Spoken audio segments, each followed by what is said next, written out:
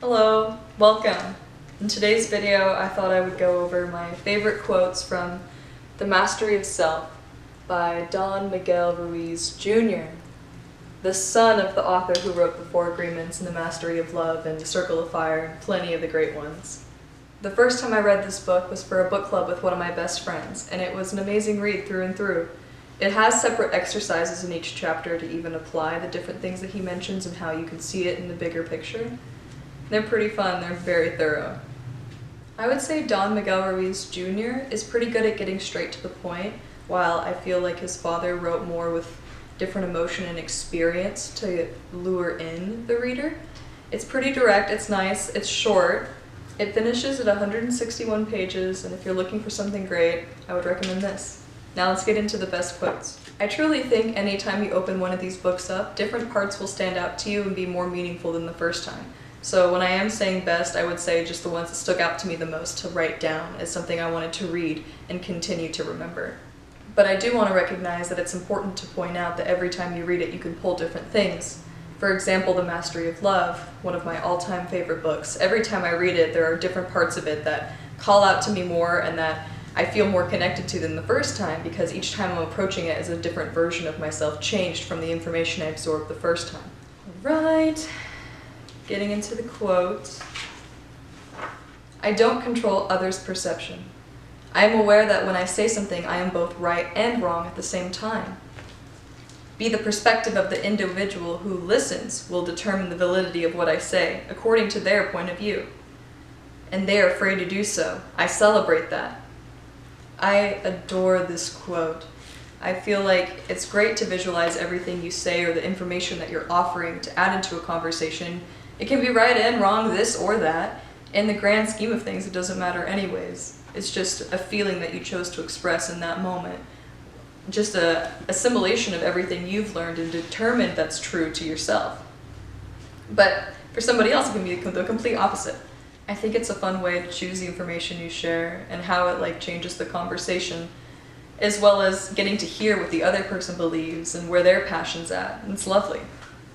Another great quote is, when you encounter someone with an uncanny ability to provoke a reaction in you, it may be you have an attachment to a belief that you feel needs to be defended, and you view this other person as a threat to that belief. Causes you to scrunch all up and feel like you have to say something back, even though they're just stating a statement based on what they believe. I think it's awesome because it also gives you a chance to look inside and see what part of you is flaring up or which emotional wound is needing attention. You're like, whoa, I kind of feel this feeling I haven't felt since I was 14. What was going on then? You start to unravel that knot when you choose to in your private time and see where the root of each thing is, because it all stems back and those emotions are repressed inside.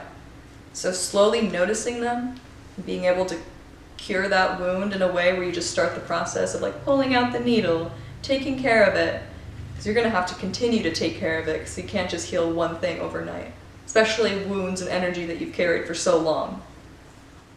Another great quote I loved. Others likely have an experience or domestication that colors their worldview. We are all changing all the time.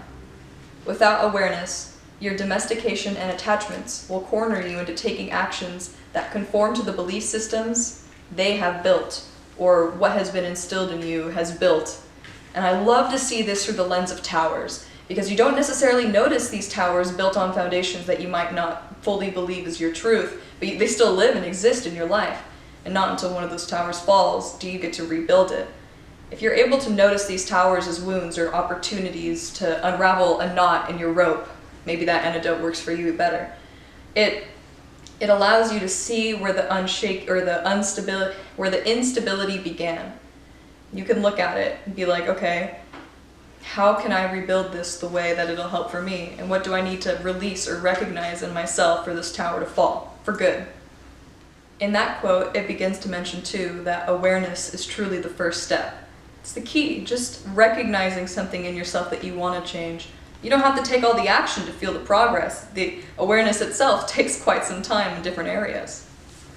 And it does go into this next quote too. As you get better at practicing awareness, you learn more about your true preferences and you build self-confidence in your own will. It goes right into that tower analogy. Ah, right on! I love how that worked out. I did not write the page numbers for these. They're kind of scattered as I chose them, so if you like them, you can choose to read it yourself and see if the order the author put it in was one that resonated better with you, or if this one did. Because that too, sometimes you can get information and you just need to rearrange it to fit yourself, because it's all just scattered on the table, and you need to just be like, okay, well, what organization of the stuff on the table will make me, my character, my mind feel most at peace? It's all in search of peace, or gifting yourself that peace. You move the stuff on the table, you're able to visualize it, and you're like, okay, now maybe it makes more sense for me and how I can take action on these things I'm aware of. If you are waiting to be loved and accepted in the future, then you are not loving and accepting yourself in the present. So simple, but so beautiful. And if you keep fantasizing or thinking that like in the future I'll have this, in the future I'll be happy, if I do this in that time it'll be awesome, then you're robbing yourself the peace of the present, worrying about the future completely. You know, or worrying, fantasizing, they both kind of go hand in hand there. But if you think that one day if you have a certain amount of things, it'll happen, then you are embodying that energy that you want to have now. You have the ability to feel it now. You just need to see like what steps do you need to take to just start climbing that mountain. It's recognizing you can't get to the mountain right away, and you're gonna have to fail. And it's gonna have to like fall down the rung sometimes, but then you keep going up the mountain. I like this quote because it kind of shows that you need to have the devotion to yourself before you can think about giving it to others, or make sure your own cup is filled before pouring into others. Even if you're so used to being that giver and over pouring into everybody else, when you start to work from an empty cup, you're only self-sabotaging your own growth. This next one's great, and it goes back to the things that you learn just as you're absorbing how to function as a human when you first get here. And the book calls it domestication, and in other books they call it the agreements, and other things it's truths, things that you just accept as how to function or what's true, or the identity you attach to yourself and your beliefs. So Don Miguel Ruiz Jr. says, "The result of domestication is that many of us give up who we really are in exchange for who we think we should be. You don't have to put on any image that others project onto you, because you know it is not your reality. You may play different archetypes or different roles in different people's lives, but when you stay true to yourself or try to live within your most authentic vibration, then you need to recognize that what other people are telling you are, what you can and can't do, and your limitations, and like their version of controlling you in a way so that they can seek some sort of relief from that. It's not you. And it can be easy to like start to fulfill that projection because you think that that is a way to earn love or earn happiness. But when you stay more true to yourself, you'll gift yourself that peace and happiness and recognize that you can protect your own golden light before giving it out or accepting what other people are putting onto you through that energy. Going back to the awareness thing, a big thing about awareness is when you can spot the things, or the fog dissipates, the fog finally leaves. Everything you were worried about what weren't facing that made it all cloudy above, it starts to disappear. And with this quote, it says, "The simple act of noticing makes the fog dissipate." And that's what the awareness does. The awareness kind of shoots a flashlight in, and it's like a light. Even though there's a lot of confusion and darkness and illusion, it's still coming through, and you could recognize there are things within here that I need to start solving, I need to start unraveling, because I don't want to be within this confusion or this illusion of my own limiting perspective. I want to push forward, I want to push on. An example of a tool of domestication too, definitely guilt and shame. And humans are the only animals on the planet that self-domesticate. And what that means is like you just continue to like suffer. It's not like one and done, one and solved. If you're an overthinker, or if you like take a piece of information and then like turn it into something else that actually didn't happen, and you just overthink those things, you tell yourself that you need to continue to suffer each day for the same feeling instead of resolving it and communicating or releasing it and acknowledging it or forgiving it. Or it's very difficult to do. But when you notice it in yourself and just start putting in the effort that you put into other things into yourself, you'll notice it's not that scary. For what you've already faced in the external world is probably more intense than what you're going to have to unravel inside. So just taking that step inward will start to open up doors and opportunities of how you can choose and pursue the things that bring you happiness, or at least a sense of peace. When you become attached to an object, idea, or belief, you make it a part of who you think you are. Then once the fog has you, your vision is obscured. It's so easy to fall down that slope. It's very easy to fall down that hope, or like you just start to attach like, oh, this is who I am, this is what I just want to be, and that's all I'm going to allow myself to be. Oh, I don't really communicate, and I like to just do things that are convenient to me and don't really care about this. Or I let every word get to me and I overthink the pain and relive the pain because I think I deserve it. And there's like it's so many different archetypes that way of thinking can go down. But when you realize that you have been like attaching yourself to this sort of piece of a character type or identity to who you think you are, and that it's only that and not anything else, like I can't be loving, I can't be accepting, I can't be deserving because I'm this. Basically corner yourself into that limited perspective of what you can and cannot achieve, stopping yourself. A master of self sees all beings through the eyes of unconditional love without any projected image or distortion. You're only keeping yourself at peace and holding yourself to the self-love that you have, and you fulfill yourself. So when you treat every other version of a reflection of you, a person, the movement of life through another being, you recognize that they're going through their own thing as well. And you don't project a perspective of them from the past or an expectation of what they might say based on what they're wearing, or cognitively categorize them within a certain stereotype just so you don't have to uncover the truth. Because it's never what it seems.